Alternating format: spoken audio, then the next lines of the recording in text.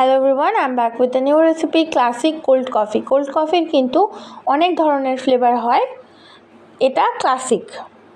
তো কিভাবে বানিয়েছি দেখুন, একদম সহজ পদ্ধতিতে আর সহজ উপকরণের মধ্যে বানানো, যেন সবাই বানিয়ে খেতে পারেন।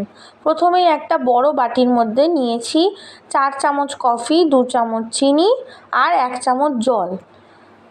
চিনি যারা বেশি খেতে পছন্দ করেন তারা কিন্তু চিনির পরিমাণটা বাড়াতে পারেন, কফির পরিমাণ কমাতে পারেন, কারণ অনেকেই স্ট্রং কফি পছন্দ করেন না, লাইট খেতে পছন্দ করেন। তো তাদের জন্য পরিমাণটা কিন্তু কমিয়ে দেওয়া যেতে পারে। নিয়ে খুব ভালো করে আমি কফি, চিনি আর জলটা দিয়ে খুব ভালো করে চামচ দিয়ে নাড়তে থাকবো।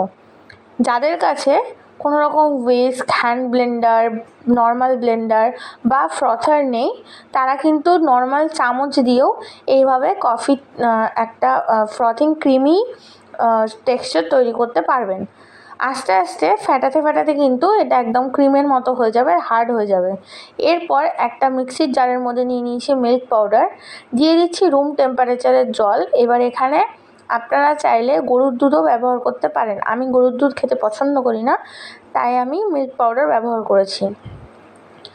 আর রুম টেম্পারেচারে জল দেওয়ার একটাই কারণ আমরা কেউ আমার বাড়ির কেউ ফ্রিজের জল খাই না, বা আমি নিজেও খাই না।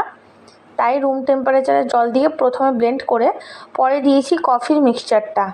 এরপর যে কোনো গ্লাস যেটা আপনার হাতের কাছে রয়েছে, এই গ্লাসে কিন্তু এই মিক্সচারটা ঢেলে নিতে হবে। ঠিক আমি যতটা স্পেস রেখেছি ততটা রেখে ঢেলে নিয়ে বাকি যে কফির মিক্সচারটা আমি রেখে দিয়েছিলাম সেইটা কিন্তু আমি এখানে দিয়ে দিচ্ছি।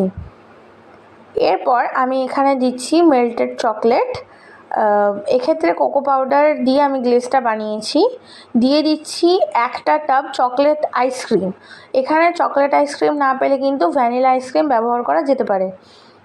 আর দিয়ে দিচ্ছি ওপর থেকে চকো চিপস। আমার কোল্ড কফি কিন্তু একদম রেডি। যদি ভিডিওটি ভালো লাগে অবশ্যই আমার পেজটিকে ফলো করবেন। Thanks for watching.